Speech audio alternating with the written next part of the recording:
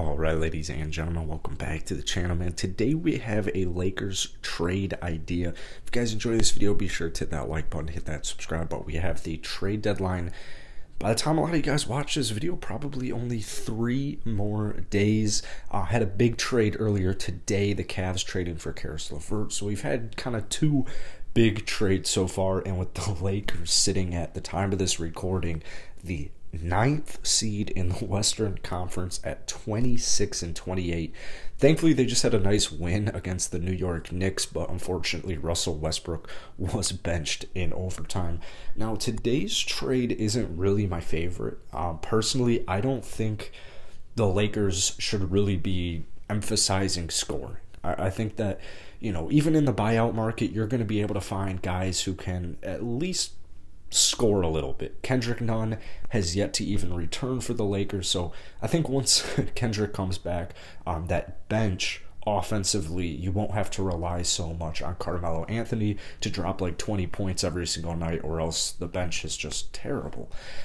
Today's trade is Talen Horton-Tucker for Buddy Hield straight up, and I just, even for starters, at the time, at this current point, I don't think Sacramento would be all that interested. Here's the thing, though. Buddy Hield's trade value isn't that great, man. It's not even like he's having all that good of a season. He's averaging about 14 points per game, 4 rebounds.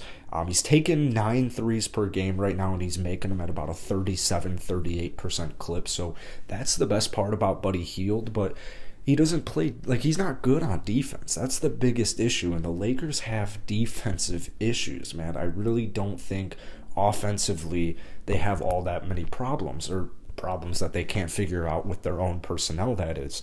Defensively, there's too many guys who just suck at defense at this point in their career. Russell Westbrook, Carmelo Anthony, those 2 dudes, literally at no point in their career have ever been relied on to play defense. DeAndre Jordan offers me nothing. A lot of these guys are just getting older, so Ariza's a good defender, Dwight Howard, the Lakers have solid defenders. They're just, a lot of them are way too old. So, Talen Horton-Tucker, I think, his value isn't great. As bad as his value is looking right now, he's scoring a little over 10 points per game. Not doing too much offense, or not doing too much outside of scoring in double digits for season average. I mean, barely any rebounds, just barely over 3, somewhere around the 2.5 assists per game. But I think a team like Sacramento, they can't be. So apparently the Lakers have already even kind of reached out to the Kings about a potential package, Talen for Buddy, and the Kings reportedly from Chris Haynes were yeah, no, we're all set. We think there's better deals for Buddy Hield out there. And to be quite honest with you, the Norman Powell trade, there wasn't much offered in that. Portland got fleeced, and then it looked like the Pacers got fleeced with Caris LeVert, too. I mean, there's a first rounder in there, but it's lottery protected, and it's, probably going to be a little later in the draft. So who would you rather have, Caris LeVert or Buddy Hield? At this point in both of their careers, I think you're going to take Caris LeVert. So, my guess is, the Kings might be a little stubborn right now.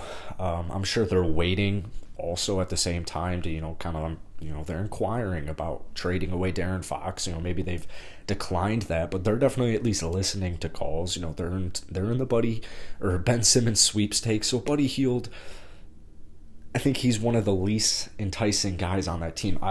From the Lakers standpoint, I'm much more of a fan of trading away Talen, Kendrick Nunn, and a first-round pick, the one first-round pick the Lakers have. I think that for Harrison Barnes, a legitimate, proven, experienced, but still 29 years old, two-way player, guy who can guard multiple positions, can play multiple positions, that's who I think the Lakers should be targeting, honestly, at the trade deadline in general, but especially if you're going to be doing a deal with the Kings, I think that's just a much more enticing offer. Harrison Barnes is having a really solid year as well, but like I said, I think what time's the trade deadline? 2 o'clock, something like that. I think if you call the Sacramento Kings an hour before the trade deadline and you offer them this trade, just straight up Talen Horton-Tucker, I think they would accept that trade. I think at this point, it's pretty clear Buddy Hield's value is declining, and it's declining quickly.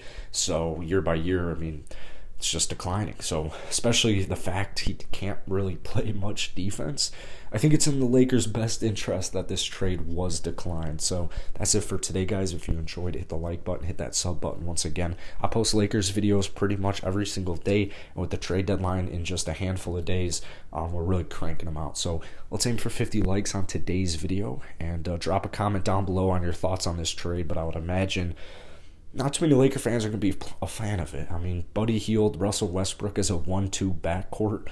Offensively, I'm sure Buddy Hield would thrive with playing with LeBron James, playing with Russell Westbrook, but just defensively, that's two guys you have to worry about. Even if you're going to go ahead and bench Russell Westbrook, those are still two weak links on the defensive end, and I don't think the Lakers need to prioritize offense as much as they do defensively.